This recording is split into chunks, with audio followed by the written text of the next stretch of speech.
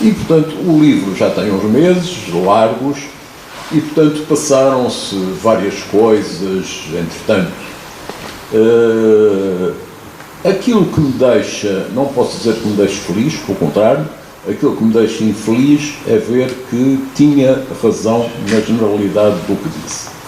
Ou, pior ainda, as coisas ainda foram piores do que eu previa.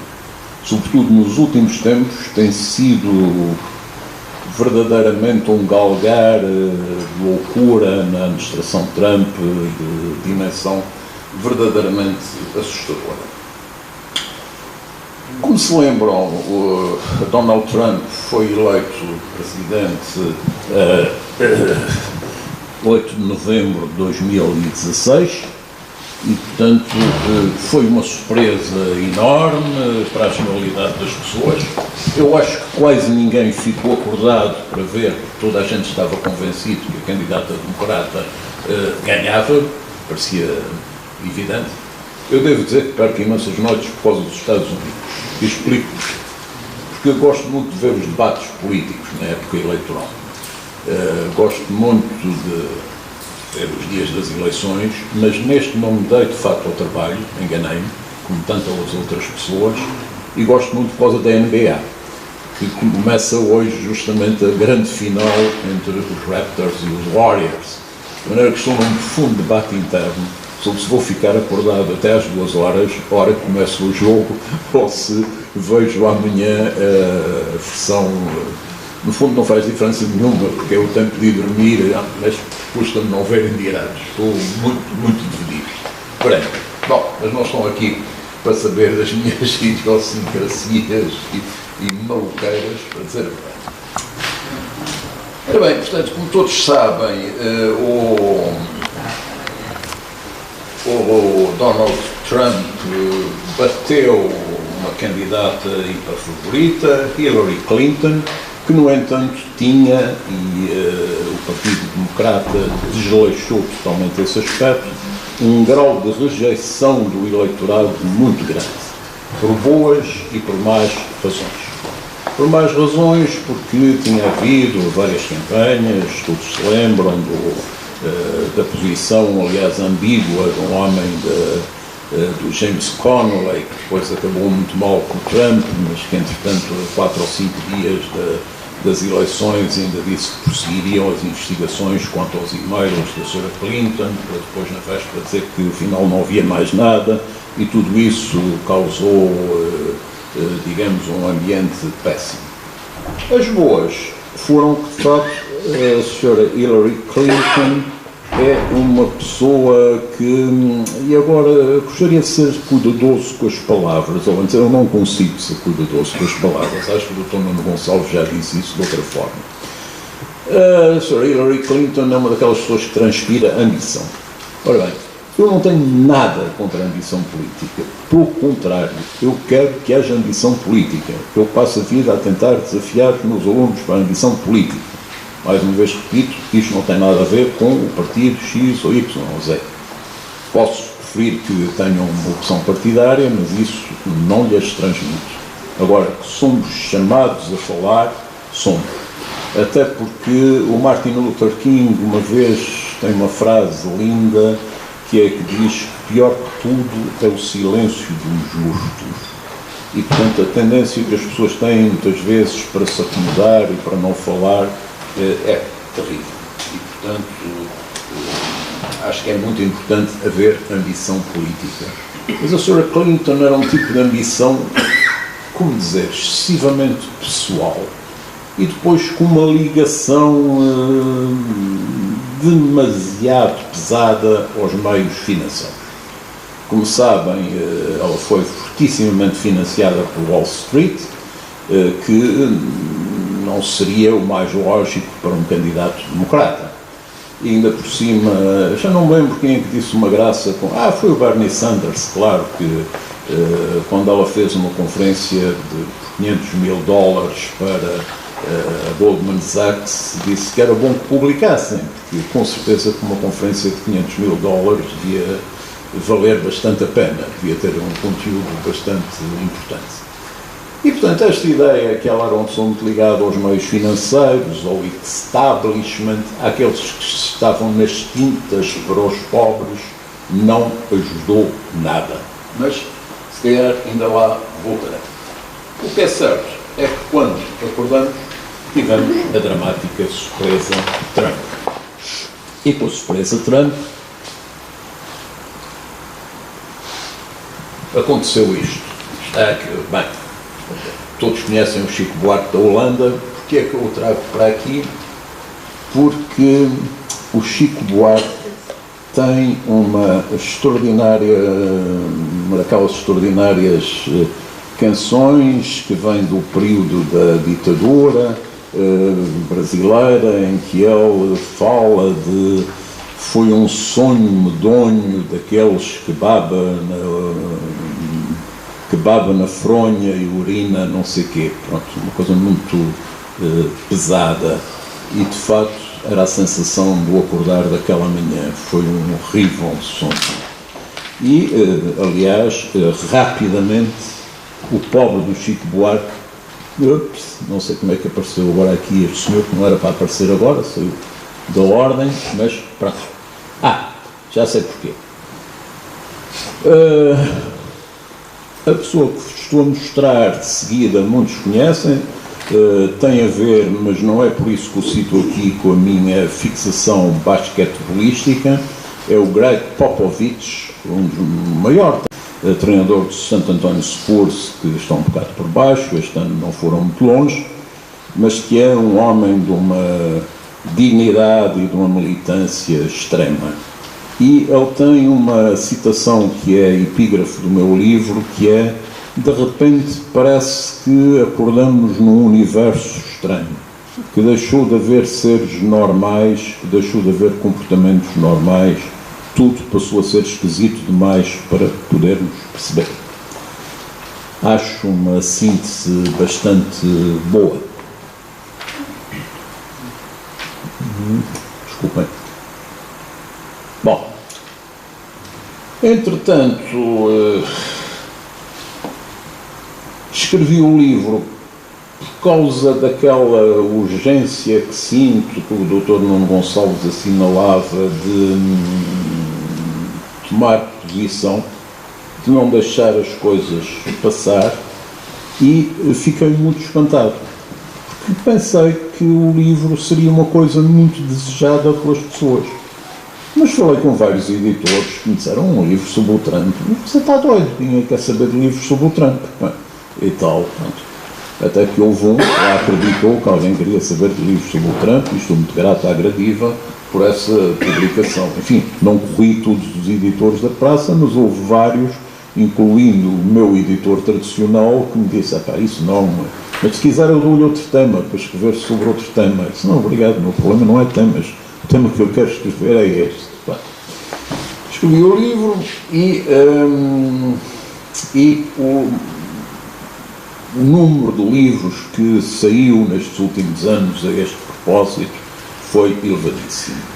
Um dos mais célebres, como sabem, é este, que foi traduzido para português, O Fogo e Fúria dentro da Casa Branca de Donald Trump, de um jornalista chamado Michael Wolff, que tem, aliás, uma passagem curiosíssima em que ele conta que a equipa de Trump estava preparada para tudo, menos para ganhar.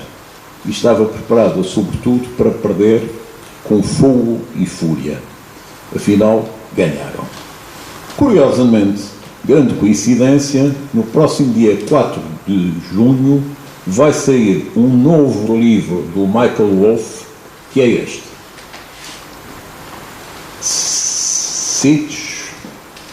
Siege, a expressão é claramente do francês, de O Cerco, Trump debaixo de fogo, em que ele vai atualizar, com o conhecimento profundo que tem, muito daquilo que se passou neste tempo. E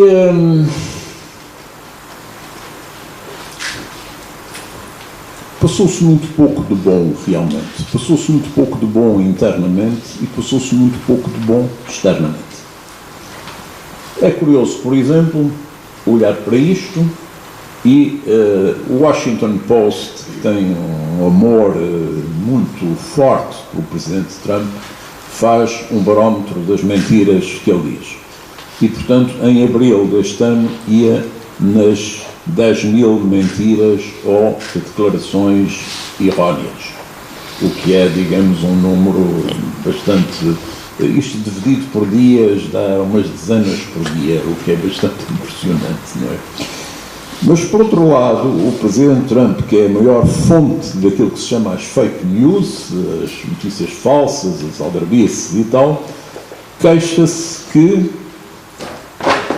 se não fossem as fake news, as que são publicadas sobre ele, a taxa de aprovação que ele teria seria de 75%. Mas, coitado, é prejudicado pelas fake news. Bem, o que fazer? Apareceu agora aqui, estava fora de sítio, há pouco queria mostrar o que o pobre do Chico Buarque teve que sofrer, mais do que nós, ou seja, em janeiro deste ano, a eleição de Bolsonaro. E Bolsonaro, não é por acaso, está aqui nesta magnífica fotografia com Donald Trump, dois verdadeiros heróis modernos, capazes de fazerem um novo mundo como ninguém poderia imaginar. Ora bem, entretanto, aproximam-se as eleições presidenciais de 2020. Eu acho que desde 2016 as pessoas têm vivido com duas esperanças. Uma é que chegamos a 2020 e que um democrata ganhe as eleições, a outra é que haja um impeachment e que o Presidente não possa continuar no seu lugar. Vou falar separadamente de uma e de outra e vou começar justamente pela questão de procurar saber porque é que o Trump ganhou as eleições. E esse é um aspecto muito curioso, porque o Trump ganhou as eleições por muito mais razões, mas ganhou por algumas boas. Ora bem, ou que conseguiu vender como boas, vamos pôr assim. Primeiro, ele ganha porque, como sabem, ele não teve a maioria da votação. Ele ficou 6 milhões de votos atrás de Hillary Clinton. Só que o sistema eleitoral norte-americano é aquele de colégios eleitorais e, com a distribuição de voto, o Partido Democrata foi penalizado em alguns estados tradicionalmente dele e onde não fizeram a suficiente atenção na campanha e, portanto, este sistema eleitoral vai manter-se e esse sistema eleitoral, tal como está, favorece o Partido Republicano. Tanto mais quanto, por exemplo, nos Estados do Sul, que são governados, na sua esmagadora maioria, por governadores republicanos, têm sido aprovadas leis sobre a eleição que são extremamente limitativas do voto das minorias, que fazem grandes exigências de identificação, coisas que por vezes são muito complexas para os afro-americanos ou para os latinos. E, portanto, há grandes parcelas da população que são excluídas desta votação. Portanto, é uma votação com estas características assim. Depois, é sabido que o candidato Donald Trump, quando apareceu, alguns estarão lembrados disso, teve que se bater com 16 candidatos republicanos, alguns dos quais eram pesos pesados do Partido Republicano, e foi-os batendo um a um, o que é extraordinário. E, portanto, pode-se dizer que foi adquirindo uma grande rodagem na forma de ganhar eleições. E na forma como é possível desvalorizar o adversário, como é possível caluniar o adversário, na forma como é possível usar as redes sociais contra o adversário. E tudo isto temos que ter consciência que se vai repetir nas eleições presidenciais de 2020. Depois, Donald Trump fez outra coisa, que foi ir buscar os grupos de extremíssima direita, da supremacia branca, do Ku Klux Klan, tudo serviu. Ou seja, o Partido Republicano era um partido de direita, sempre foi, centro-direita, com uma aula um pouco mais ao centro, dialogante com o Partido Democrata, e que manteve sempre uma grande distância em relação a essa gente. Donald Trump não teve o menor pudor em ir buscar esses ativistas violentíssimos e eficientíssimos. O pai dele foi parte. O pai dele, justamente, tem toda a razão, Soutor, o pai dele, ele próprio, era do Ku Klux Klan. E, evidentemente, que daqui a pouco falarei disso, mas ele é profundamente racista. Bom, todos temos uma ideia do que foi o papel do Facebook. Essa ferramenta que era feita para a nossa felicidade, para vivermos num mundo em contato permanente, com amigos de todos os lados, que até nos permite prescindir dos amigos reais e carnais, a quem se pode dar abraços e beijos, não é preciso, manda-se uns sinais e tal. Pá. Eu por acaso não sei, alguém tem que me ensinar a mandar aquelas coisas, como é que se chama, emojis, já sei qual é. Mas ele não manda propriamente em geral emojis, mais desagradáveis. Fake news, já vimos. Agora, há um ponto muito importante na campanha de Donald Trump e que é o ponto que não é necessariamente negativo. É que Trump vai interpretar o mal-estar dos pobres norte-americanos. Ele vai apresentar-se como a alternativa aos candidatos da finança, leia-se os democratas, leia-se a senhora Hillary, e vai dizer: eu sou a pessoa que vos vai reabilitar, que vos vai trazer uma vida melhor, que vou fazer a América maior, aqueles slogans todos, uns imitados de movimentos nazis, outros recuperados da campanha Reagan, enfim, coitado do Reagan não tem. Do Donald Trump é uma criatura civilizada, além de mais extremamente bem educada, contrariamente ao Donald Trump, que faz gosto em ser mal criado, mas enfim. O certo é que ele conseguiu convencer as pessoas que estava preocupado com isto e que era um político antissistema e que iria, portanto, tratar dos problemas deles. Obviamente, trata-se de uma fake news, mas, como tema de campanha, foi excelente.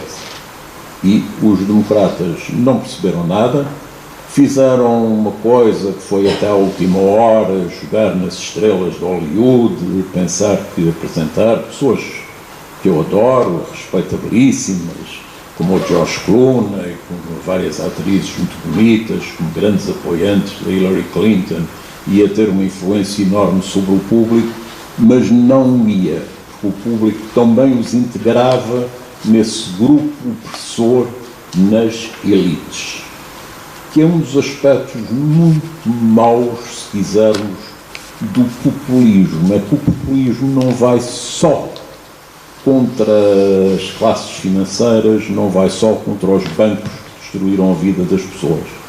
Vai contra toda a gente, vai contra os cientistas, vai contra os escritores, vai contra toda a gente que tenha qualquer ideia de poder. E é curioso que a primeira pessoa que eu ouvi escrever isto foi o Stephen King, com toda a razão, a dizer: eu estou sob a ameaça do populismo. É curioso, não tinha pensado até aí nessa coisa. Stephen Hawking, peço desculpa. Bom, 2020, o que se vai passar? Os problemas do sistema eleitoral são os mesmos, os problemas das campanhas negativas estão bem, das fake news estão bem, da ausência de controle das redes, enfim, melhorou-se ligeiramente, mas só muito ligeiramente, e depois, coisa que escapou há pouco, não sei o que é que a Rússia vai fazer desta vez, mas aparentemente, as últimas dúvidas que pudessem existir sobre a participação russa nas eleições de 2016 foram desfeitas Primeiro pelo relatório Mueller, e voltaremos a ele porque é um elemento de extrema importância, e com o espantoso Twitter que o Trump publicou hoje e depois apagou, a dizer: que culpa tenho eu se a Rússia resolveu ajudar-me a ganhar as eleições? E depois percebeu que tinha, digamos, metido a pata na poça e apagou o Twitter.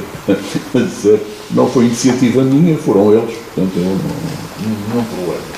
Agora, é extraordinário pensar como é que o eleitorado republicano, que é um eleitorado nacionalista, ou que era tradicionalmente um eleitorado nacionalista, de grande ódio à Rússia, à União Soviética, mas de qualquer forma, está disposto a pactuar com estas situações, mas é assim. E depois, os democratas têm, portanto, muitas dificuldades para vencer. Apesar de, nos anos todos que passaram, o Trump só ter feito coisas que oscilam entre o idiota, o horrível, o sinistro, a adjetivação que lhes quiserem atribuir. Bom, ele desde o princípio teve uma equipa, eu diria, muito má. Mas apesar de tudo, dentro dessa equipa muito má, havia algumas figuras, peço desculpa, como, por exemplo, o general James Mattis, que era considerado o adulto na sala, o homem que moderava a política externa de Trump de alguma forma. Depois, este senhor, Rex Tillerson, foi nomeado secretário de Estado, portanto o correspondente a ministro dos negócios estrangeiros, era um executivo de empresas petrolíferas sem qualquer outra experiência que não essa, foi uma das nomeações mais críticas, mas paradoxalmente também se tornou um moderado e acabou por sair em grande choque com o Trump. Entretanto, destruiu totalmente a Secretaria de Estado, expulsando pessoas, não nomeando, enfim, fazendo tudo um pouco. Depois temos o John Kelly, que, peço desculpa, de vez em quando engano.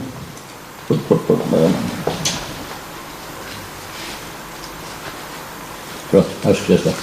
Depois, o general John Kelly, que exerceu vários cargos, o último dos quais, e durante vários anos, foi o de chefe da Casa Branca. Era considerado um homem sério, quando saiu de lá já não era considerado um homem tão sério. E o quarto adulto na sala, digamos, para usar a expressão que se usava, era este senhor, Jeff Sessions, tão adulto que era um feroz partidário da pena de morte, por exemplo, mas que, curiosamente, como procurador-geral, correspondente a ministro da Justiça na estrutura constitucional norte-americana, por exemplo, defendeu sempre a investigação Mueller, das várias tentativas do Trump de dar cabo da investigação Mueller. Todos estes senhores foram à vida e, em sua substituição, vieram criaturas bastante piores. Veio, por exemplo, este senhor, Mike Pompeo, que faz questão absoluta em que haja uma guerra. Quer dizer, eu acho que ele nem se importará muito qual seja a guerra. Mas quer guerra com o Irão, quer guerra com alguém. Pronto. É uma obsessão absoluta dele. E este outro, que é o John Bolton, como sabem, que em tempos já tinha sido o representante norte-americano nas Nações Unidas, no tempo de Bush, e que é outro extremista de direita e outra pessoa que sonha com a guerra. E depois o novo Procurador-Geral, William Barr, que veio portar-se daquela forma incrível que todos sabem em relação ao relatório Mueller. O Mueller terminou o relatório, ele fez um resumo do relatório totalmente incorreto, como foi ontem mesmo denunciado pelo Mueller. O Mueller, bom, mas não quero agora ainda falar do Mueller, mas portanto fez a dizer que o Mueller não tinha encontrado nada contra o Trump, não havia nenhuma razão para impeachment. As coisas não foram bem assim, como vamos ver daqui a pouco.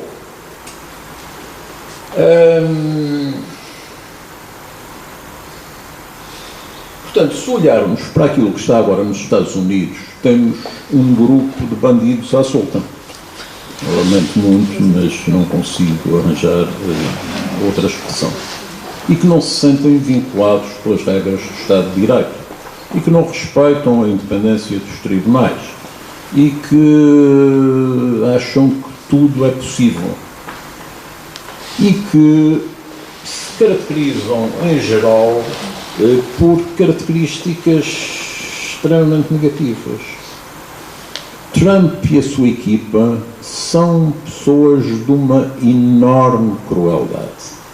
Essa crueldade tem sido manifestada em várias circunstâncias, por exemplo, naquelas horríveis cenas de fronteira com as crianças separadas das famílias, e muitas delas nem se sabe agora como recuperá-las. Vou aqui avançar um bocadinho e depois volto atrás, porque queria-vos mostrar uma coisa que é isto, que é o enterro da 6ª criança da Guatemala que morreu na fronteira dos Estados Unidos. Simpático, não é?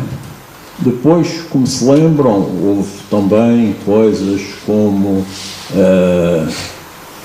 o tiroteio em Portland, aquele massacre numa escola que deu depois origem a esta enorme manifestação For Our Lives e a crianças, a jovens adultos a despertarem para a necessidade de se defenderem, para a necessidade de lutar por uma sociedade melhor.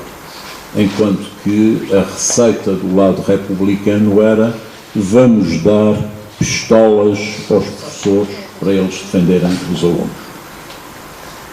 Enfim, são coisas tão extraordinárias que não dá para perceber.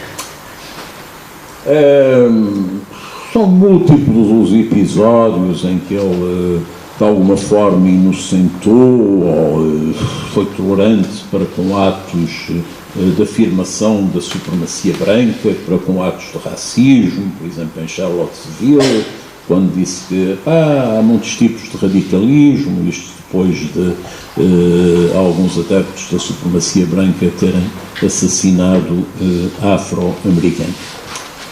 E uma constante, aliás, da administração é o profundo racismo.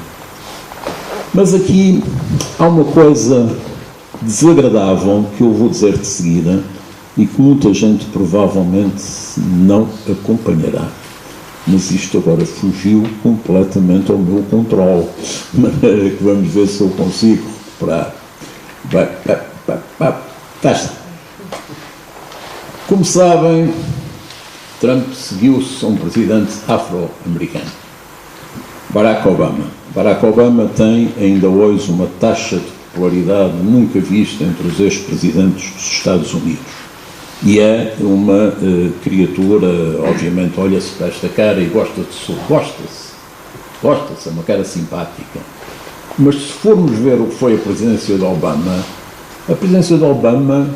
foi tudo menos uma boa presidência.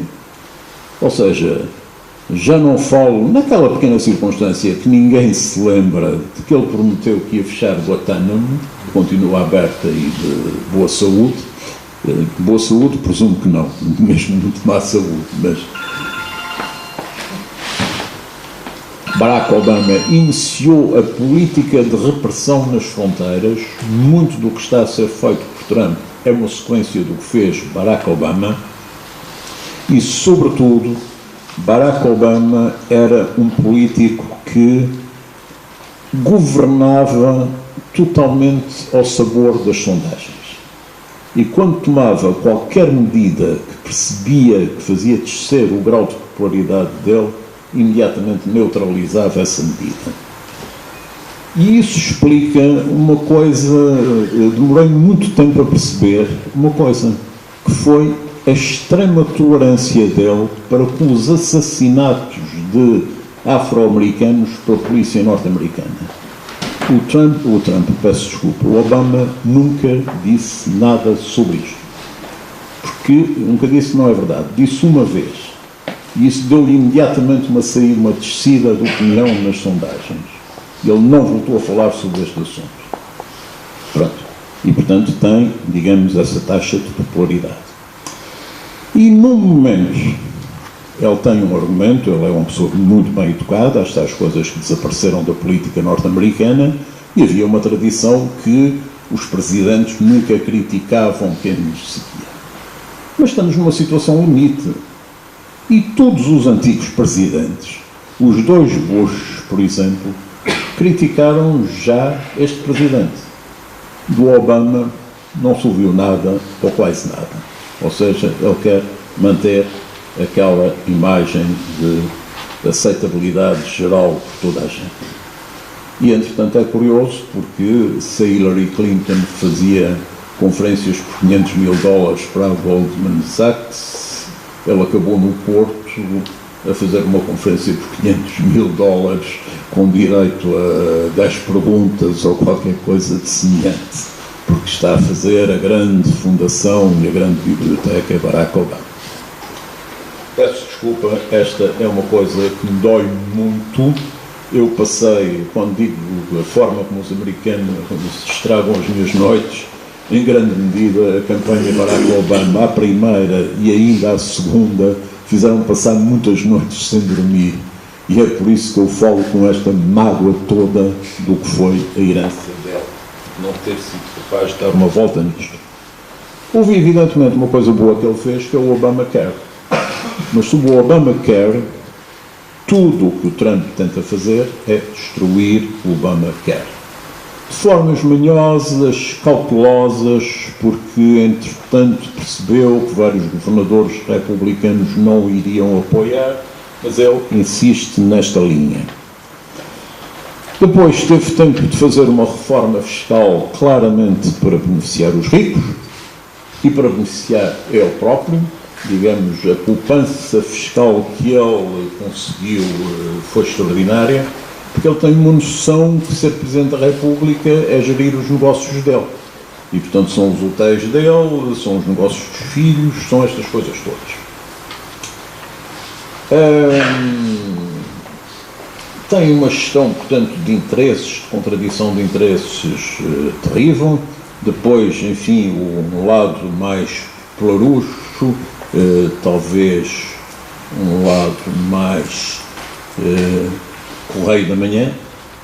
Stormy Daniels mostra, digamos, o estilo de personagem moral que ele era. Toda a gente conhece esta história dele pagar esta antiga estrela de pornô para não revelar que tinha tido relações e o que daí por diante veio. E, portanto, digamos que é um personagem bastante repelente. É um personagem repelente e que conduz uma política totalmente repelente. Só que a questão é saber, e como é que se resolve este problema das eleições de 2020?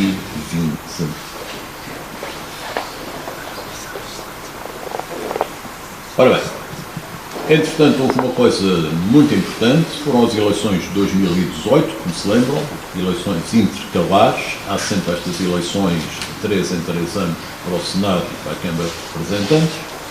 Os democratas não conseguiram resultados especialmente bons no Senado, mas na Câmara de Representantes tiveram uma grande vitória. E, sobretudo, apareceram toda uma série de novas figuras completamente inesperadas na política norte-americana. A principal é esta, como sabem. Alexandria Ocasio-Cortez, 28 anos, bateu nas primárias o número 4 do Partido Democrata por 20 pontos, ou coisa assim. E é a mais determinada de todas as políticas norte-americanas. Ela não vai ser candidata às presidenciais, nem teria idade, nem teria condições, mas é um sinal do que começou a ser a mudança, do que começaram a ser as oportunidades para posições diferentes, começou a ser a oportunidade para as várias etnias. A situação dos de partida, por outro lado, é esta. temos aqui um quadro que representa o grau de popularidade e de impopularidade, ou de aprovação e desaprovação do presidente Trump, e como veem a diferença negativa, no sentido que mais de 11% dos americanos desaprovam em relação aos que aprovam a política do presidente Trump. É curioso de ver como, no entanto, este quadro se mantém praticamente igual. Há um início em que estão muito equilibrados, mas depois afastam-se e continuam afastados. E ninguém sabe o que significa que muito provavelmente é ali no meio que se vai decidir. E como é que se vão buscar os indecisos? É a grande questão e é a questão do que o Partido Democrata mais se debate. E como se debate com esta questão, tem neste momento uma solução que é ter 24 candidatos a candidatos e continuam a aparecer novos candidatos. Ora bem, o que é que este grande número de candidatos, no entanto, traz de positivo? Quanto a mim, o grande empenho das pessoas em pôr cobre a esta situação, a diversidade, digamos, se olharem para este quadro, vão encontrar pessoas das mais variadas etnias, das mais variadas ideias, e tudo isto é um quadro completamente novo no quadro das eleições norte-americanas. Mas, curiosamente, se formos olhar depois para estes candidatos, um a um, o candidato que vai claramente à frente, com variações de vantagem, é Joe Biden, o vice-presidente de Barack Obama, um moderado, que não tem nada a ver com aquelas pessoas que eu vos falava, Alexandre Ocasio-Cortez, etc., e que aparece como o favorito dos democratas até agora. Também por uma razão que é o grande reconhecimento público do nome. Ele foi vice-presidente, ele esteve 8 anos nesse cargo, portanto, isso é relativamente normal. A seguir a ele vem o Joe Biden, a seguir a ele vem o Bernie Sanders. O Bernie Sanders, digamos, é este, eu atrevi-me a dizer, encantador senhor de 78 anos que acredita que é possível fazer a revolução e o socialismo nos Estados Unidos, que Deus o ajude, mas que, digamos, duvidou-se, não passou o tempo dele. Se ele tivesse sido candidato em 2016, provavelmente ele teria batido Trump, e nada disto se tinha passado. Agora, está mais velho, surgiram muitos outros liberais e muitos apoiantes dele são hoje em dia candidatos a este próprio. Mas entre os inúmeros candidatos encontramos, por exemplo, Cory Booker, um afro-americano, encontramos Kamala Harris, de ascendência asiática, encontramos Pete Buttigieg, nunca sei como é que se lê esse nome, Pete Buttigieg, que tem duas particularidades, não quero ser mal entendido numa delas, mas é homossexual, assumidamente. Isso não o impede de ser um dos candidatos que está no top superior das preferências democráticas. E era, apesar de tudo, mayor de uma pequena cidade. Portanto, não tinha nenhum conhecimento nacional. E depois temos um caso estranho, que é o do Beto O'Rourke. Toda a gente se lembra que era o homem que ia ganhar a Califórnia, depois perdeu, depois entrou nas presidenciais com ímpeto, toda a gente disse que tinha chegado um novo Kennedy e tal, e depois desapareceu, perdeu-se, percebeu-se que não tinha nada para dizer, que era só um rapaz bonito, jeitoso e tal, mas pouco mais que isso. E temos até um candidato que é o Julian Castro, portanto, de origem latina, e alguém perguntava-me outro dia, mas acha que alguém com o nome Castro seria hoje o presidente dos Estados Unidos. Eu disse, então e o Barack Hussein Obama? Mas pronto, isto para ver que é muito interessante este melting pot que de alguma forma está em jogo. Muito interessante, mas muito perigoso. Não sei qual vai ser o grau de ódio que vai sair daqui. Portanto, suponhamos que o Joe Biden é de facto o candidato, em que medida é que esta ala esquerda o vai apoiar, não sei. E a inversa também. Suponhamos que o Sanders é candidato, não sei se o Biden o vai apoiar, tenho as maiores dúvidas. E, portanto, as coisas não estão muito simples. Entretanto, voltemos num instante, porque depois queria sair, peço desculpa, dá-me licença que ainda fica um bocadinho. Obrigado. Entretanto, voltamos então ao Mueller. Como sabem, este episódio Mueller prolongou-se durante imenso tempo.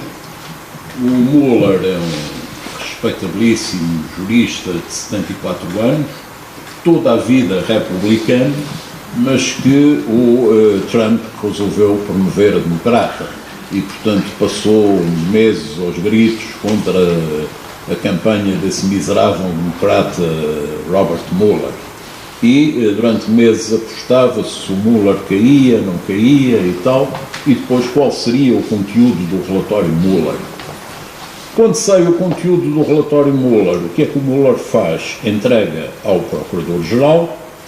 O Procurador-Geral fica com aquilo 2 ou 3 dias e faz uma síntese das conclusões. E manda essa síntese das conclusões para a Casa Branca e para o Congresso. A Casa Branca rejubila porque na versão divulgada pelo Procurador-Geral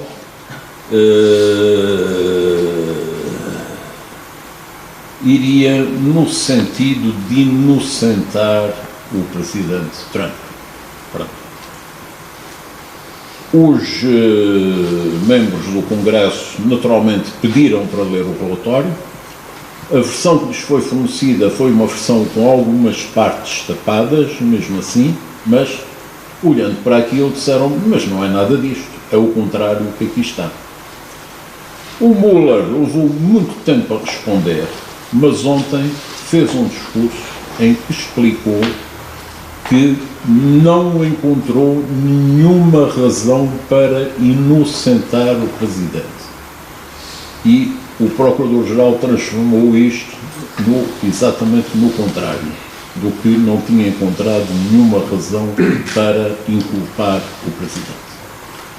É muito interessante porque podemos nos interrogar sobre o que é que ia na cabeça do Mueller. O Mueller teve medo, foi cobarde, cedeu, ou o Mueller corresponde a uma escola de magistrados antigos em que as normas não eram aquilo que são hoje? Muito provavelmente a resposta é esta. Quando o Bill Clinton teve um procurador especial, portanto, como este, para decidir se devia haver um impeachment, quando ele apresentou o relatório, começou o relatório dizendo: temos aqui as 9 razões pelas quais o presidente deve ser objeto de impeachment. O que é que faz o Mueller? Diz: eu apurei isto, isto e isto, mas não deve ser o tribunal a julgar o presidente. Deve ser o Congresso a analisar esta matéria e a decidir se há aqui matéria de impeachment ou não. Pronto. Isto melhorou bastante a situação para os democratas, que já tinham considerado perdido o assunto de Mueller, mas ainda assim não há uma unanimidade sobre se devem desencadear ou não um processo de impeachment. Primeiro, o processo não vai ganhar. Com a posição dos republicanos no Senado vai ser impossível ganhar. E têm medo de criar na opinião pública a ideia de que estão a tentar ganhar na Secretaria, que não são capazes de ganhar no terreno. E, portanto, estão muito divididos. Depois desta declaração de ontem do Procurador Mueller, subiu muito o número de candidatos democratas a exigirem a abertura do processo de impeachment. Veremos o que dá. Falamos até agora do que se passou no interior dos Estados Unidos. Houve coisas positivas, houve classes, houve pessoas que mostraram uma coragem extraordinária na luta pelos valores e, curiosamente, entre eles, muitos desportistas. Mais uma vez, desculpem lá, NBA, o LeBron James, The King, por exemplo, diz coisas do estilo: este homem é um vagabundo, é um miserável, é não sei o quê. Não se... Ou seja, há quem seja mais solto ainda na língua do que eu. Quer dizer, eu aproveito, abelei.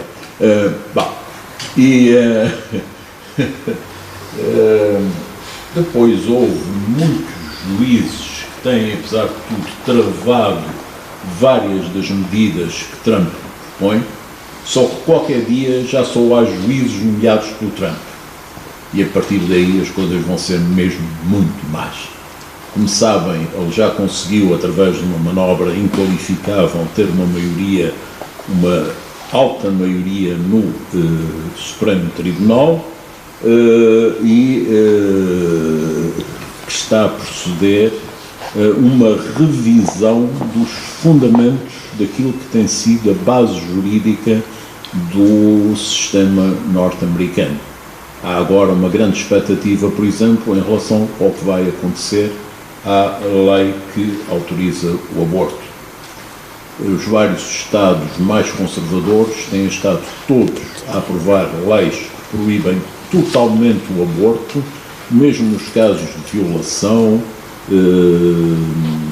em qualquer caso. Nunca, jamais, em tempo algum, com qualquer que seja o prazo. Bom, mas, portanto, até agora falamos de política interna, mas há uma coisa também que é a política externa de Trump. Não me vou alongar muito, mas porque o meu livro tinha muito essa vertente de saber o que é que vai acontecer ao mundo com Trump, essa é uma questão verdadeiramente muito difícil de responder. Começamos por uma coisa que considero boa, que considero até muito boa, que é esta: o resultado das eleições europeias. Havia um temor generalizado que a extrema-direita anti-europeia avançasse muito nestas eleições. Avançaram um bocadinho, mas um bocadinho muito limitado. E, em alguns países, foram bastante penalizados, perderam bastantes lugares. E noutros onde ambicionavam aparecer, como em Portugal, não apareceram. E, portanto, pode-se dizer que este resultado significa que a capacidade da Europa democrática de resistir às tentações que vêm dos Estados Unidos foi boa. E que talvez seja possível construir uma Europa mais forte do que aquela que existiu até agora. Não quer dizer que várias pessoas de grande estima do nosso presidente Trump não tenham tido grande sucesso. Por exemplo, Nigel Farage, como sabem, ganhou as eleições, já tinha ganho as eleições anteriores. Nós temos esta situação extraordinária. Temos no Parlamento Europeu várias pessoas que são contra a Europa. É uma coisa esquisita, contraditória, e que usam os fundos europeus para fazer campanha contra a Europa. Porque isto é uma das fraquezas da democracia. É que nós não fazemos o que fazem os nossos inimigos. E isso deixa-os sempre numa posição de vantagem. Farage. Depois, este aqui, menos conhecido, mas já tem feito o suficiente para ser bastante conhecido, que é o Salvini, o dirigente da Liga Itália. que teve um resultado muito bom, embora em Itália, onde o partido de esquerda tinha praticamente desaparecido, reapareceu em segundo lugar à frente do movimento 5 estrelas. Depois temos outro velho amigo do presidente Trump, que é o presidente Orbán, e, portanto, digamos que eu diria que em matéria europeia os aliados dele são bastante periféricos em relação à União Europeia. Com a senhora Merkel o ódio é total, com o presidente Macron ele ainda fez umas tentativas de substituição, ou o Macron a ele, não sei bem, porque o Macron também é um rapaz habilidoso, mas acabou. Não se podem ver hoje em dia. E, portanto, digamos, a Europa respeitava, não quer nada com os Estados Unidos, e o tema, aliás, das relações Europa-Estados Unidos, se quiserem, desapareceu um bocado. E foi substituído por outros, que é o Estados Unidos-China, com a guerra comercial absurda que está a ser levada por diante e a prejudicar gravemente os consumidores. Não se sabe o que é que vai dar.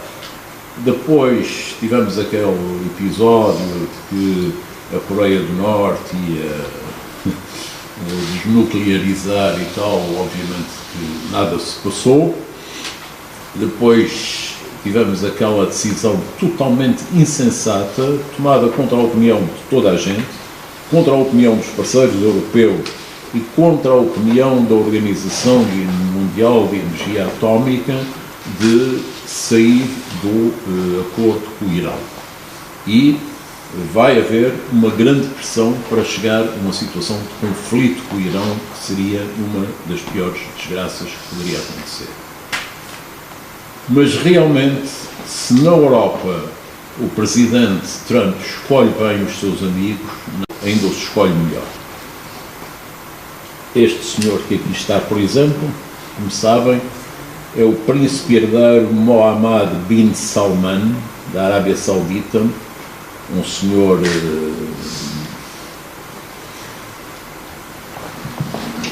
por exemplo, no outro dia cortou um jornalista aos bocadinhos, e faz assim umas coisas desse estilo. E o presidente dos Estados Unidos, e reparem, eu acho que os Estados Unidos, todos nós temos relações ambivalentes com os Estados Unidos. Há coisas que adoramos, há coisas que odiamos, mas apesar de tudo, sempre tivemos a ideia que os Estados Unidos é uma terra de liberdade. Pelo menos, deixamos ao lado a questão racial e tal, mas era uma terra de liberdade e era um país que podia ajudar quando houvesse ameaças contra a liberdade. Neste momento não é. Neste momento estamos muito mais sós. E por isso, se é bom para os americanos que Trump perca as eleições, seguramente também é bom para nós que Trump perca as eleições. Muito obrigado.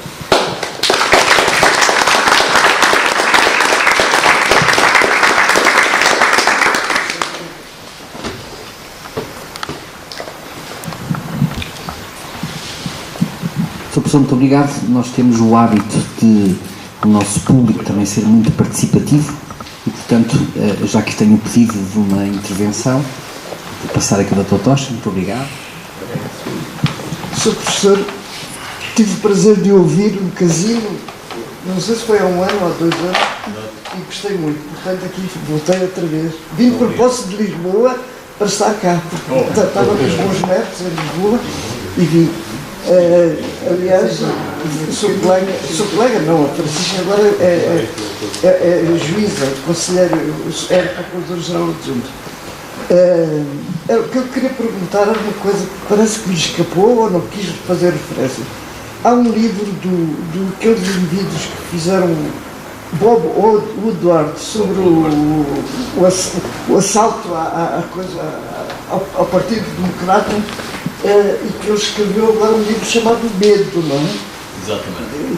Se o professor não se referiu a isso. Não tem interesse nenhum. É um livro muito Eu, por acaso, tenho o livro, mas ainda não li. Por isso é que eu estou a mas é um perguntar. livro muito importante e muito interessante. O que é que acontece? Há muitos livros, e há livros das mais variadas, como é que ia dizer, há livros de psiquiatras, há livros de juristas, há livros de jornalistas, há livros de sociólogos e tal.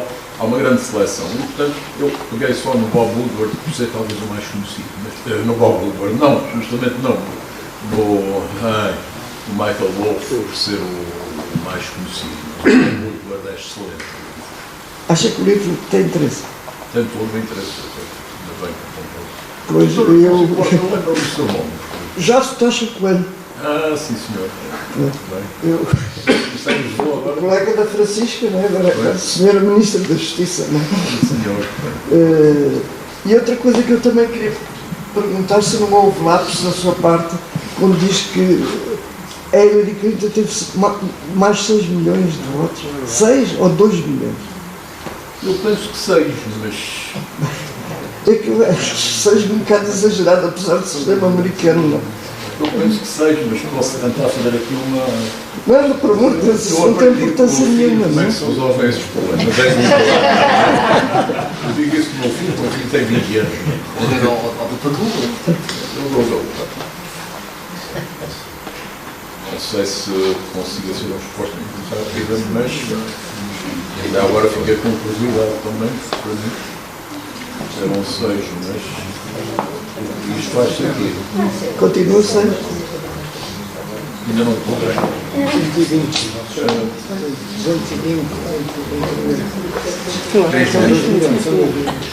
3?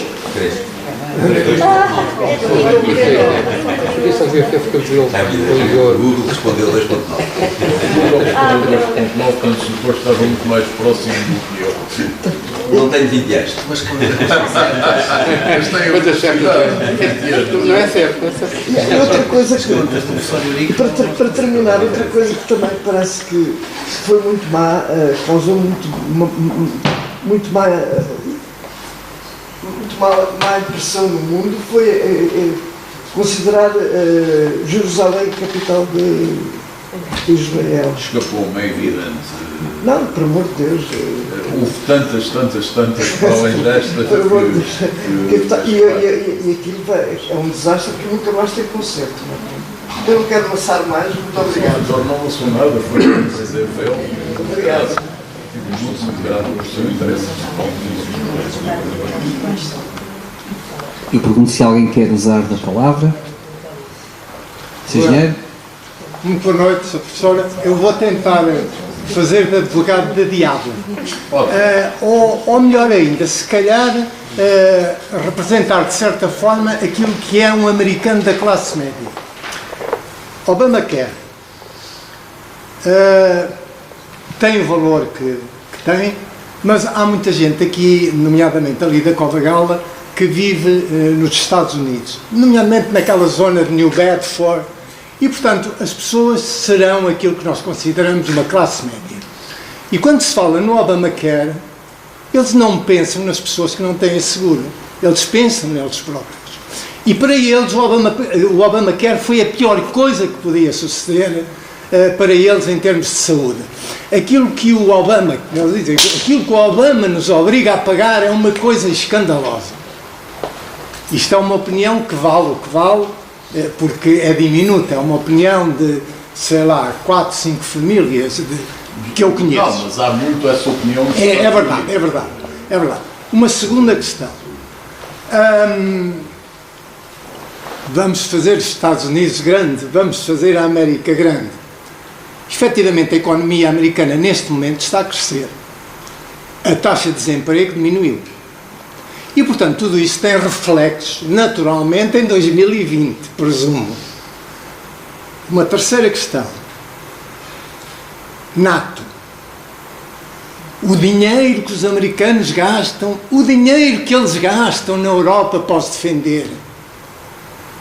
Muito bem, acho muito bem que o Trump diga que não quer contribuir para a NATO, que está farto de dar dinheiro para a NATO. Esse dinheiro fica para nós. E, portanto, há aqui uma série de razões que o americano médio muitas vezes influenciado perfeitamente pelo Facebook, por isto, por aquilo, pelos twitters do Presidente. É verdade. No entanto, é um bocado este sentir das pessoas e de uma classe. Porque hoje, eu não sei bem, mas há, sei lá, coisa de 15, 20 anos, dizia-se que 1/4 da população americana estava naquele limiar da pobreza.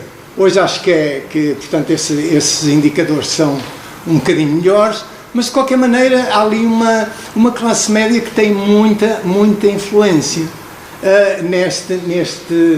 no voto, essencialmente no voto, porque o americano olha para eles. Aquela ideia que nós temos dos Estados Unidos, que é um país de liberdade, o self-made man, que tem oportunidades que agarram, para eles, muitas destas atitudes do Trump estão a favorecê-los, presumem. Eu aí ponho um bocadinho a dúvida.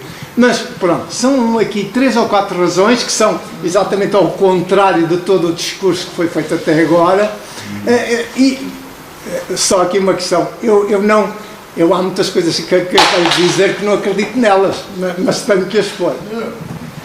Eu agradeço imenso. Acho que foram coisas utilíssimas. Vamos ver se então vamos elas todas. Desculpa. Então, vamos ver se vamos elas todas. Primeiro, aquilo que diz que é a sensação, por exemplo, destas pessoas portugueses, descendentes portugueses, é muito generalizada nos Estados Unidos. Há muita gente que considera isso. Como é, também, repare, nós temos na Europa, ou em parte significativa da Europa, Estados sociais. Mas esses Estados sociais têm vindo a perder importância, porque há muita gente que tem esta sensação. Eu estou a pagar muitos impostos que vão beneficiar outras pessoas. E, portanto, isto tem, no fundo, muito a ver com a concepção de sociedade que se tem. E é perfeitamente legítima a concepção individualista. Não é minha, mas é uma concepção possível. E quando diz que influenciou muito o resultado, influenciou com certeza. Mas, por outro lado, o número de pessoas que antes do Obamacare não tinha qualquer possibilidade de tratamento era enorme. E, portanto, essas pessoas morriam, viviam em condições dramáticas. E, portanto, eu diria, no balanço daquilo que eu acho que deve ser uma sociedade decente, eu não vejo porque é que os americanos, que ainda por cima, como o Sr. Engenheiro sabe, os americanos ricos pagam muito poucos impostos, comparados, por exemplo, connosco, não vale a pena sequer. Por exemplo, há aquela célebre carta do Warren Buffett a pedir para pagar mais impostos, porque a secretária dele paga mais impostos do que ele, de maneira que há uma situação muito em que, digamos, uma maior solidariedade seria bem-vinda.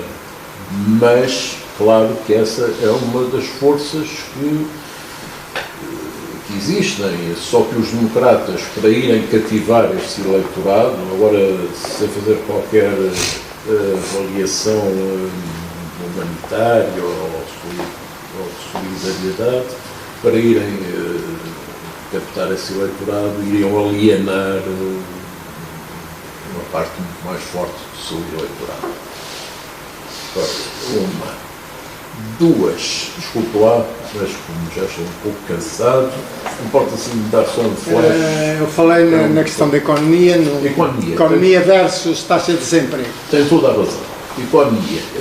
Pronto, desde a célebre vitória, a primeira vitória do Clinton e daquele slogan do ajudante do Clinton, "It's the economics, stupid", que se generalizou muito a ideia que a vitória ou derrota dos presidentes tinha a ver com a situação económica.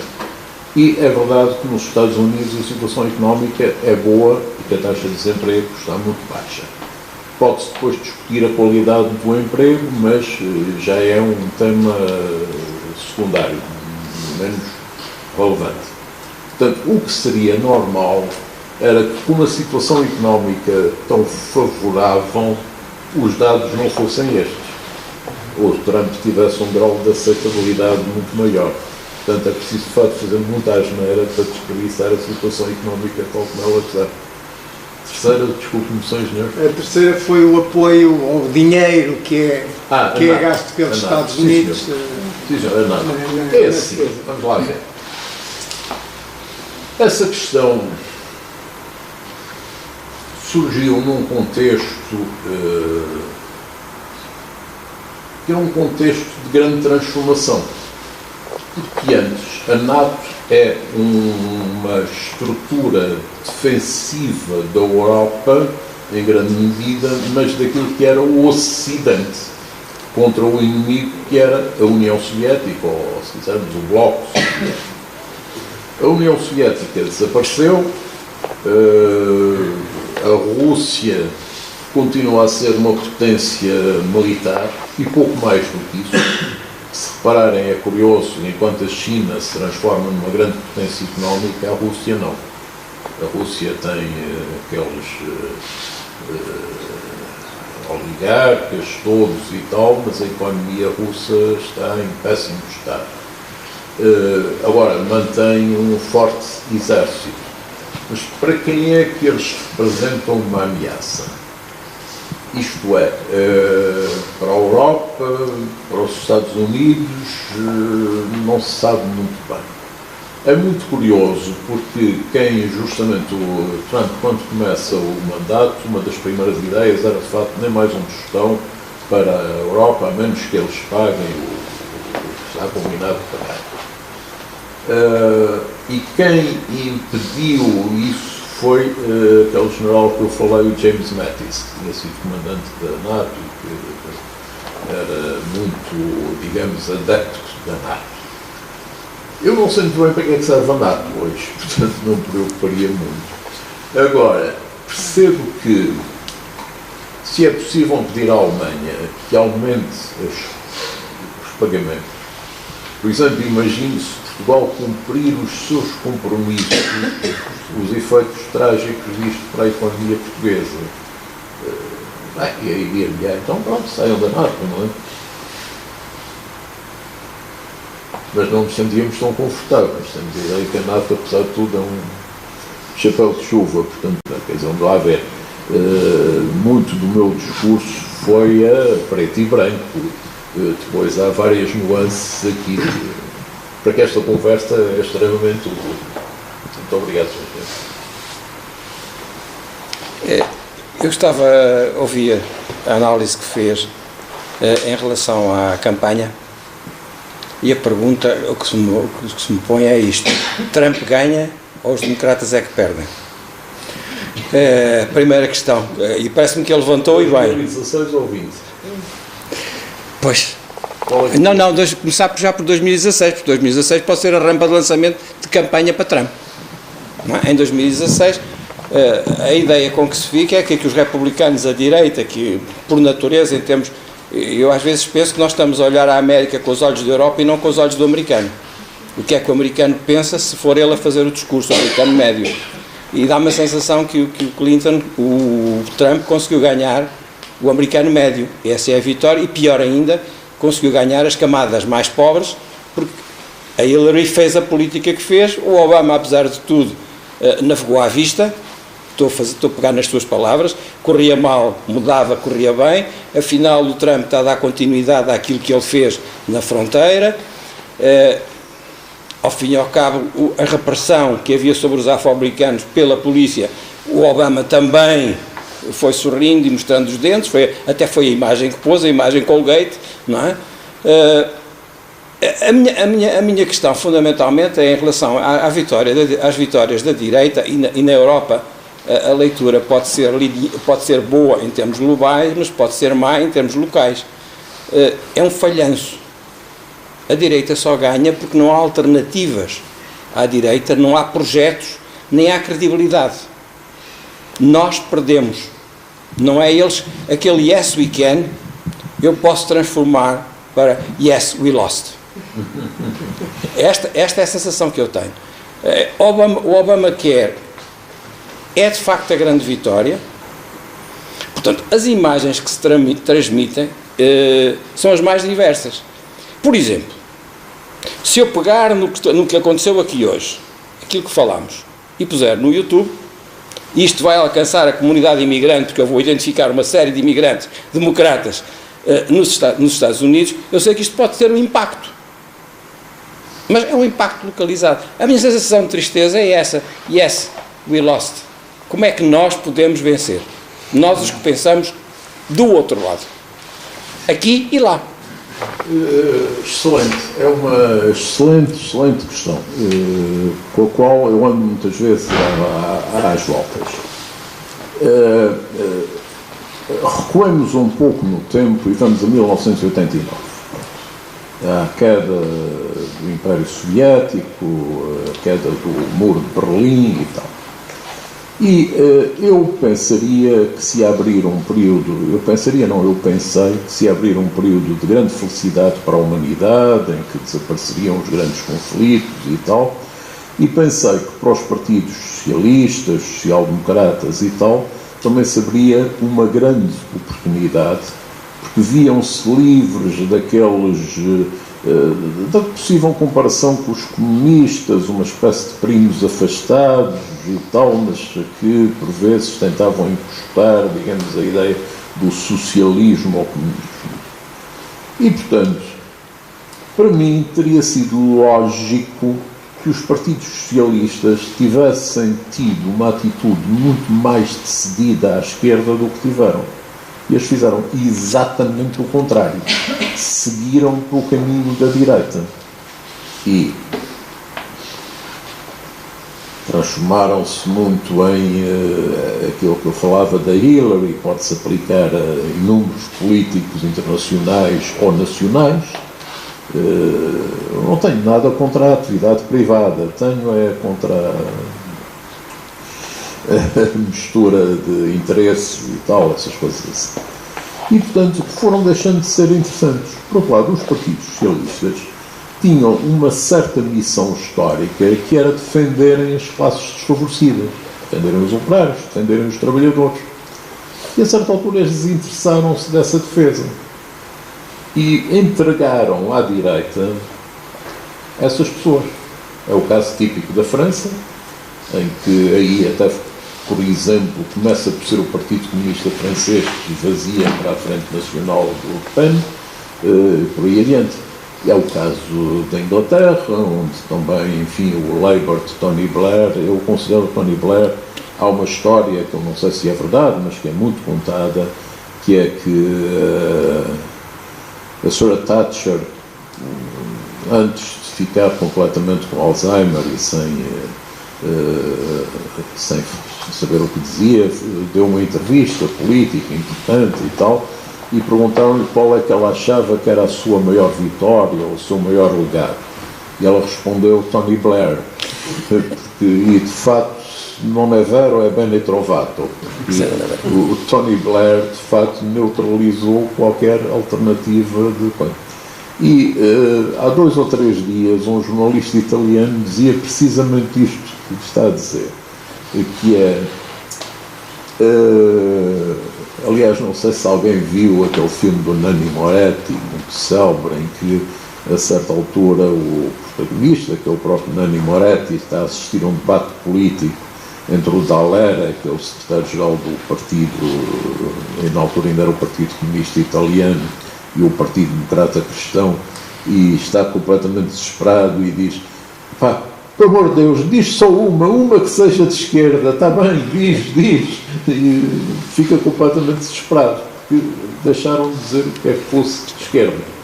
E no outro dia, um jornalista italiano dizia, a propósito, um bom resultado, agora que teve o partido da esquerda democrática, como se chama, os herdeiros do Partido Comunista e de mais umas forças que havia por ali, dizia o seguinte: a esquerda tem que perceber que se o eleitorado for colocado perante nacionalistas ferozes ou nacionalistas moderados, não tem razão nenhuma para votar nos moderados, vota nos ferozes. E, portanto, é preciso criar uma alternativa. E há um problema muito complicado que é este. No meu livro há uma parte, o Dr. Ribeiro fez o favor e o Dr. Nuno falou nisto, sobretudo o Dr. Nuno, sobre Davos e aquelas outras organizações. Nós temos, neste momento, um poder político que está totalmente sujeito ao poder financeiro. E, portanto, a partir daí é muito complicado. Por exemplo, se nós olharmos em Portugal para a comunicação social, nós encontramos uma situação que, apesar de tudo, tirando talvez a Hungria, aí com mais espetáculo, fechando as coisas e tal, não existe, que é só há jornais de direita em Portugal. Todos os dias os jornais arranjam forma de atacar o governo, não sei o quê. Se pensarem no número de vezes, por exemplo, que aquele desastre horrível dos incêndios foi notícia, o Expresso, durante meses, viveu a publicar, a republicar, a entrevistar, a reentrevistar, não sei o quê, pessoas e tal. É engraçado, pode-se dizer que fizeram isto tudo e não serviu para nada. Mas é um pouco deprimente que não haja vozes dissidentes ou que não seja dado espaço às vozes dissidentes. Porque, por exemplo, se olhar para os programas de debate na televisão, eu por mim já confessei que na televisão vejo NBA e vejo futebol, e há um filme ou outro e tal, e vejo muito pouco mais. Mas se olhar, por exemplo, para programas de debate esquerda-direita, em que normalmente está, por exemplo, alguém do PS e alguém do CDS, são pessoas entre as quais a diferença ideológica é mínima. Aliás, naquele programa mais célebre, a Quadratura do Círculo, ainda se chama assim outra. Circulatura. Agora a circulatura do quadrado. Circulatura do Quadrado. As moscas são as mesmas. De longe, a única pessoa de esquerda que há lá é o Pacheco Pereira. Pereira é o único. No entanto, há um representante do PS, não é? E há um representante do CDS. E depois o Pacheco Pereira, com aquela originalidade de ser do PSD, que não sei até quando é que durará. E, portanto, temos um ambiente que é muito desfavorável ao aparecimento de ideias. Depois, a direita também tomou conta de uma forma extraordinária das universidades. As universidades, tradicionalmente, eram sítios de alguma contestação e tal. Hoje em dia as universidades são praticamente todas de direita. São os professores, são os alunos. Os alunos vão para a universidade exclusivamente para enriquecer. Ninguém já estuda para se cultivar, para ter uma base de apoio e tal. Eu sei isto dolorosamente, porque cai às vezes na asneira de perguntar porque é que estão a estudar direito. E a resposta é sistematicamente para ganhar dinheiro. E até há uma ótima, que se calhar já me ouviram contar, porque essa fez-me muita impressão mesmo. Um teatro, 300 pessoas por aí. Olha lá, por que é que vocês vieram estudar direito? Direito. Ninguém responde.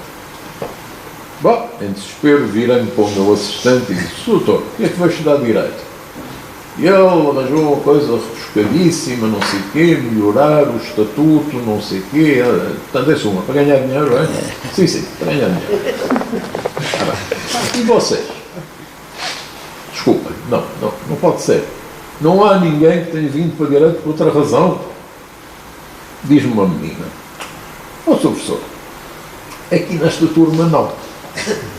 Mas na outra turma há um senhor velhinho, reformado, que diz que vai estudar direito só por curiosidade.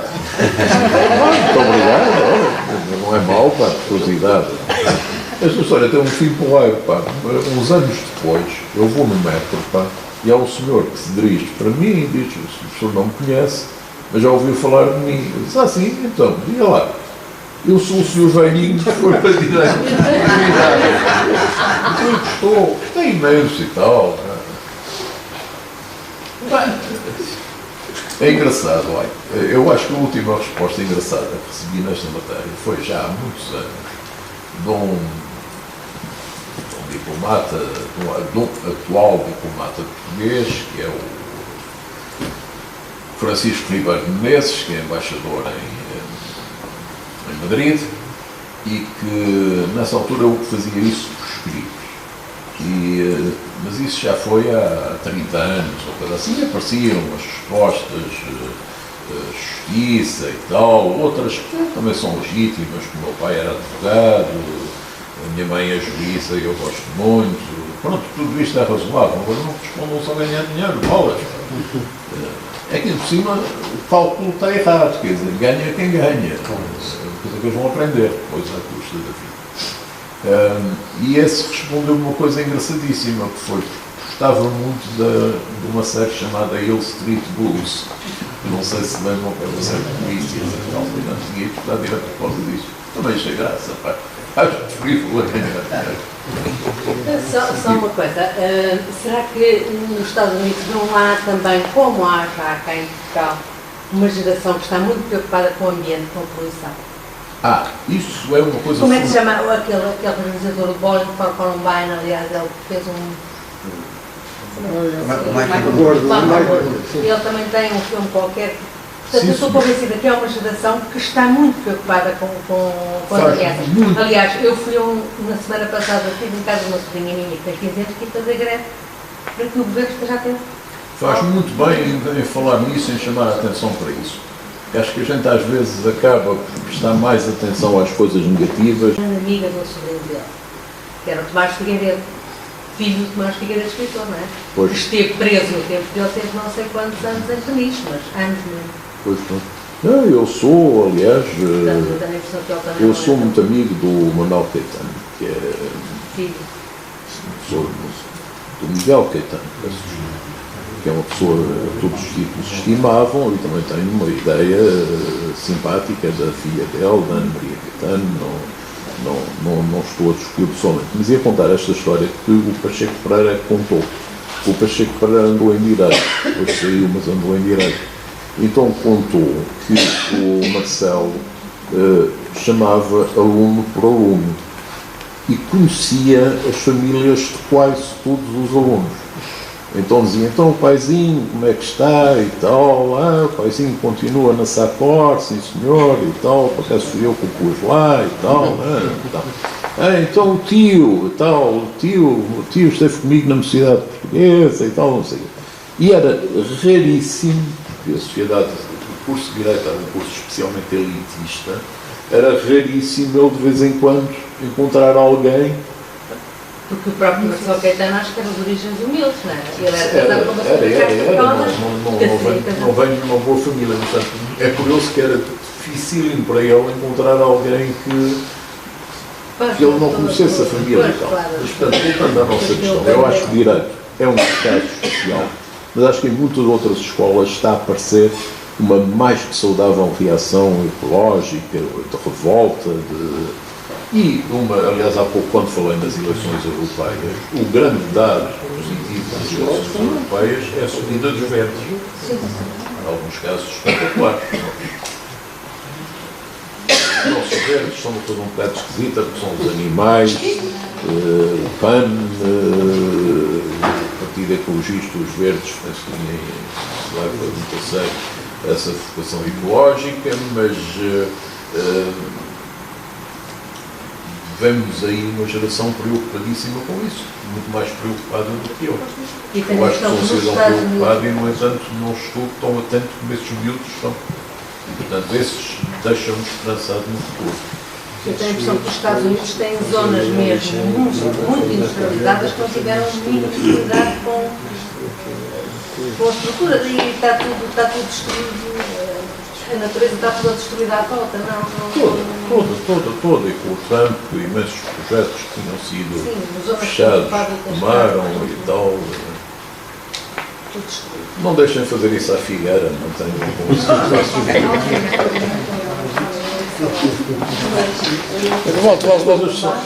Podemos voltar ao Trump e agora ao impacto na política externa.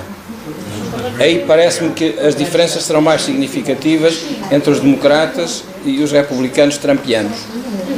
E é esse impacto, e aquilo que motiva depois na Europa, que, em princípio, a nós nos preocupará, como europeus, o que é que os amigos que mostrou do Trump.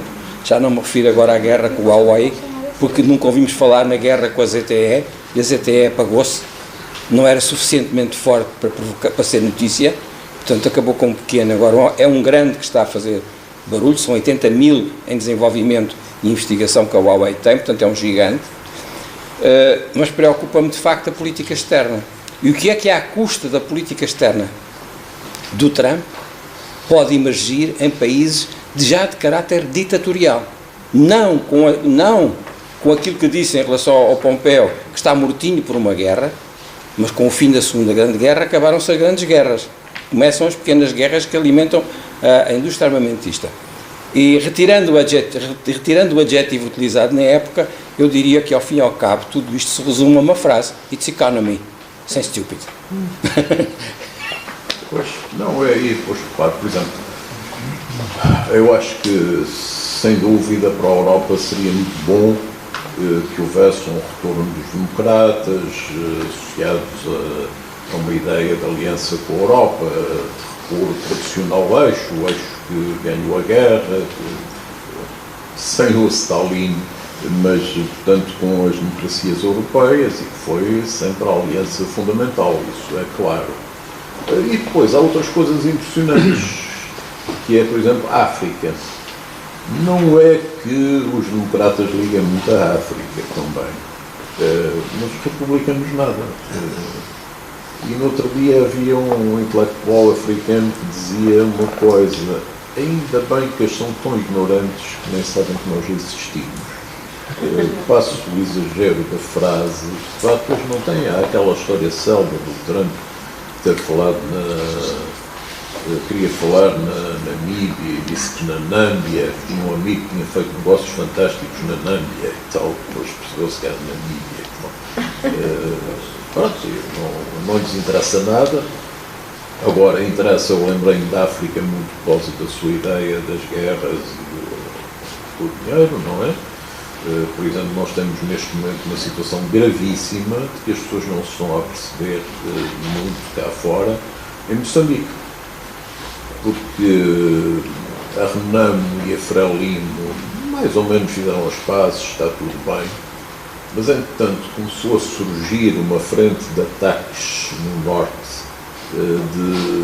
aparentemente de radicais islâmicos, mas que já se percebeu que não são nem tão islâmicos nem tão radicais, tem tudo a ver com a guerra do petróleo e das outras fontes de energia que Moçambique está a ter. Do gás.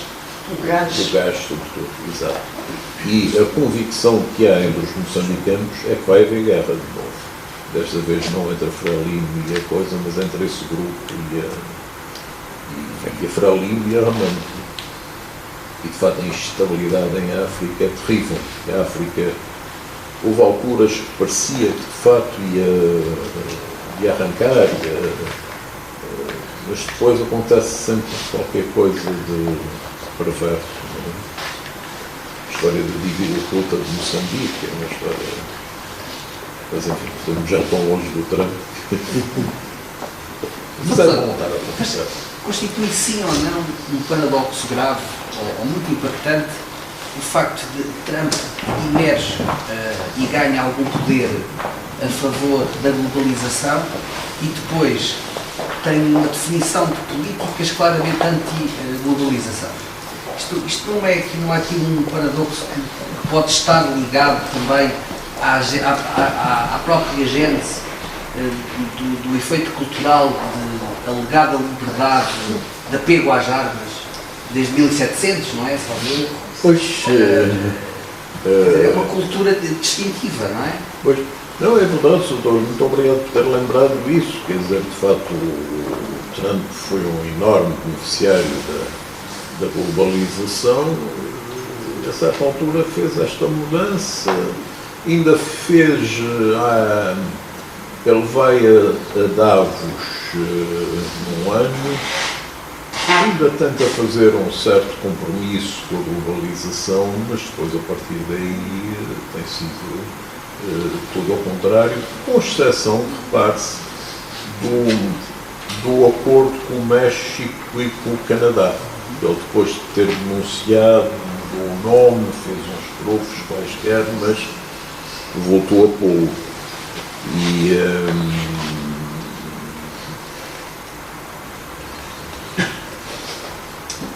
ele está convencido, aparentemente, que a guerra comercial com a China, que é o que está sobretudo aqui em questão, vai dar cabo da China.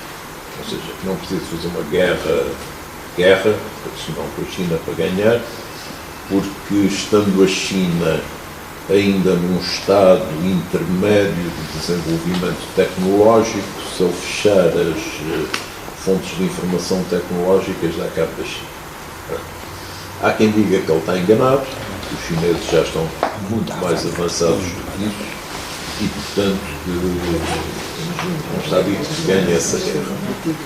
Aliás, é curioso, eu vi uma notícia curiosíssima a propósito disso dos telemóveis chineses, que na generalidade dos países desceu muito a venda depois do anúncio do Google, mas em Portugal subiram... Mas vai baixar. Segundo a Vodafone, as expectativas das vendas da Huawei são para baixar e já se está a notar. Também quem? Também cá em Portugal. E fundamentalmente porque eles precisam, não é uma questão de software, eles estão dependentes dos Estados Unidos em relação aos microprocessadores. É uma questão agora de desenvolver, porque tecnologia e desenvolvimento têm-na mais que suficiente. Tem um mercado interno. O que nós não tínhamos a ideia é de que na Europa, por exemplo, a marca dominante em vendas é a Huawei. Não é? Mas estão a comprar Xiaomi. Quer dizer, estão a virar, nada impede, nesta lógica, se eu deixo de comprar o Huawei, se entro em Xiaomi, estou a comprar chinês na mesma. Por outro lado, eu estou a comprar iPhone, mas se abrir, made in People Republic of China. Yeah. Portanto, a Huawei já pôs os Estados Unidos em tribunal. Eu penso que isto vai tudo acabar, como dizem os pescadores, numa caldeirada de pechatas, não é?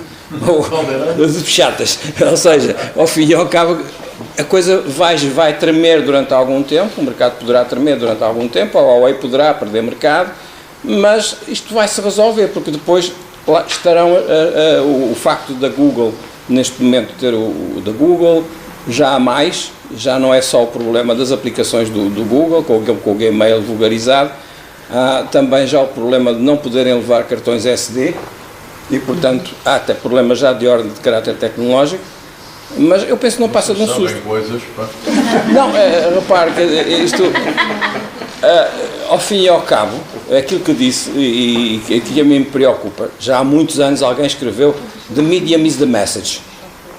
E de facto, se nós vivemos e eu tenho algum receio em relação a isso, nós defendemos muito os meios de comunicação tradicionais contra os meios de comunicação não tradicionais, redes sociais, desestruturados por vezes, mas o que é facto é que os meios de comunicação tradicionais, jornais, canais de televisão, que estão na quase totalidade entregues à direita, e o único canal que não está entregue à direita tem a comunicação entregue a um incompetente.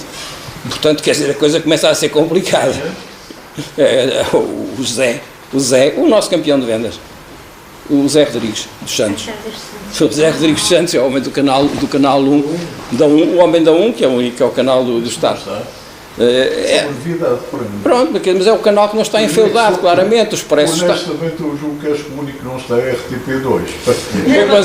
Porque esse raramente se mete. Mas pronto, mas admitamos como canal do Estado que é assim. Portanto, as redes informais, nas redes informais a informação circula mais livre. Agora, circula toda a informação. E a capacidade apresentou, por exemplo, eu pensei que fosse falar mais nisso, Trump e Bolsonaro. Há uma característica diferente em relação à Europa, Estados Unidos e Brasil. Nós funcionamos com as redes sociais Twitter e os americanos, e funcionamos com o Facebook. Os brasileiros funcionam com as redes sociais WhatsApp. E o WhatsApp tem uma característica muito diferente das outras redes. É que há um grupo com um líder. É tipo igreja. E o líder dimana uma instrução para o grupo e o grupo segue aquela instrução. Portanto, é piramidal. Se o Bolsonaro dominar um conjunto de indivíduos que estão no topo da pirâmide, as pirâmides que nós ouvimos falar, disseminam a informação e dão as instruções. Isso é muito difícil no Twitter, é muito difícil no Facebook. O que nós não podemos, do meu ponto de vista, de uma opção de esquerda, e define-se esquerda como esquerda, não como rótulo de garrafa depois com água lá dentro, é que nós não soubemos aproveitar as novas ferramentas.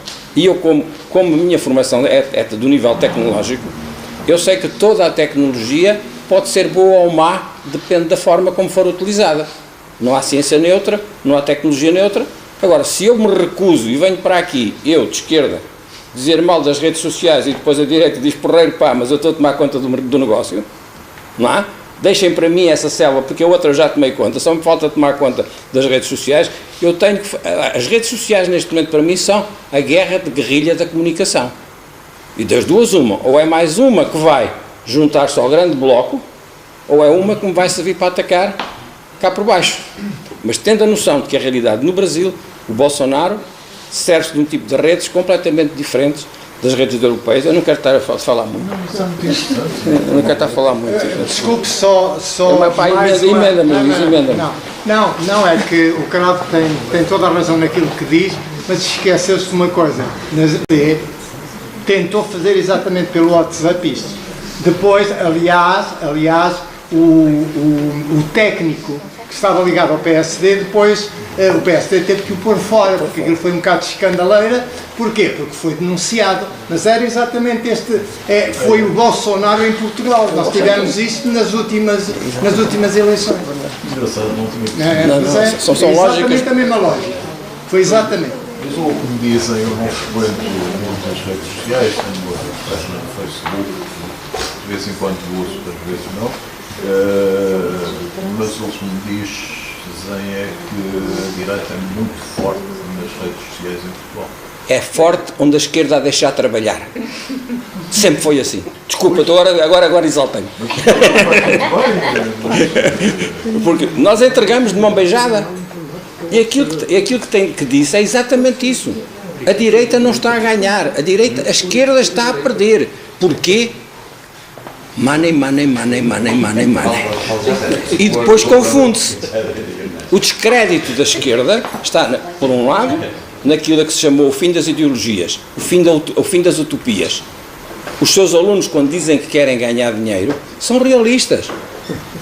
Quando o Louçã diz que tudo isto vai acabar numa economia liberal, quando eu considero, por exemplo, que o Bloco de Esquerda é o único partido social-democrata que há em Portugal, e podem me insultar porque sou do Bloco, portanto, eu tenho a noção disso, os limites que se põem.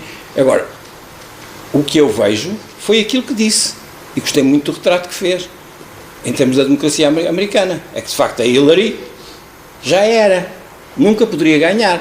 Aliás, há um pormenor engraçado, eu falei na política externa. Quando é que começou a Primavera Árabe? Foi com Trump? Ó, professor, onde é que estava? Foi uma tragédia, mas começou com o Obama. Começou com o Obama. Porque assim, quando fiz aquela o Obama ter lançado aquilo e depois deixar os desgraçados para o morrer é uma barbaridade. Pronto. America, the world is me and America am I. É terrível. Esta noção. Eu por acaso não falei disso, mas eu queria fugir porque aquilo é mal demais. Mas a minha noção, e não falo mais nada, a minha noção é que de facto nós estamos a entregar à direita de bandeja, por falta daquilo que o Gedeão nos ensinou à nossa geração, o sonho que manda a vida. E o sonho desapareceu da nossa vida por um prato de lentilhas. E isto é terrível. Isto é terrível.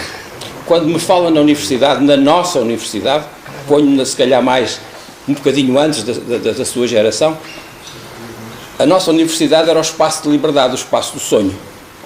Era o espaço de não haver interesses a defender. Agora, a universidade é o espaço onde os interesses começam a ser defendidos. Pela primeira vez, não sei há quantos anos, os alunos da Faculdade de Medicina fazem greve porque vão acabar com os números clausos. No seu tempo, no meu tempo, a gente fazia isso, era porrada a dar com pau, desculpa o termo. Era logo, não havia conselhos científicos, não havia nada, mas nós tínhamos uma noção e... dizer isto a um professor de Direito é complicado. Não, por amor de Deus. Há uma coisa que é muito importante. Onde é que para a ética? Onde é que para a ética? E quando a ética desaparece debaixo dos pés, a economia está lá, com a sua ética. Boa ou má, mas tem interesses, está segura, sabe o que quer, sabe para onde vai. E o resto do pessoal anda desnorteado à procura de taxa. E a ver se foge ao fisco. Isto é verdade. E se ganha algum, porque isto está mal, professor. Mas já agora, posso acrescentar que um senhor que há muitos anos pediu, faz agora anos, ou fez, pediu a palavra ao Américo Tomás para falar na inauguração da Faculdade de Matemáticas em Coimbra. 17 de abril. Há relativamente pouco tempo, quando disse que a ética republicana era a lei. Penso que não estou a fugir à verdade. Mas você conheceu os novos, não foi? Conheceu-os na época do sonho. Agora conhecemos na época do euro. O que é que o senhor quer? Não podemos fazer nada. Se me permitem só dizer uma coisa e peço que é só isto. Sabem o que é uma coisa que me irrita profundamente? É que as pessoas envelhecem e ficam todas reacionárias. Com a nossa exceção. Epá, tipos quando eu tinha 20 anos estavam quilómetros à minha esquerda, mas quilómetros, não é?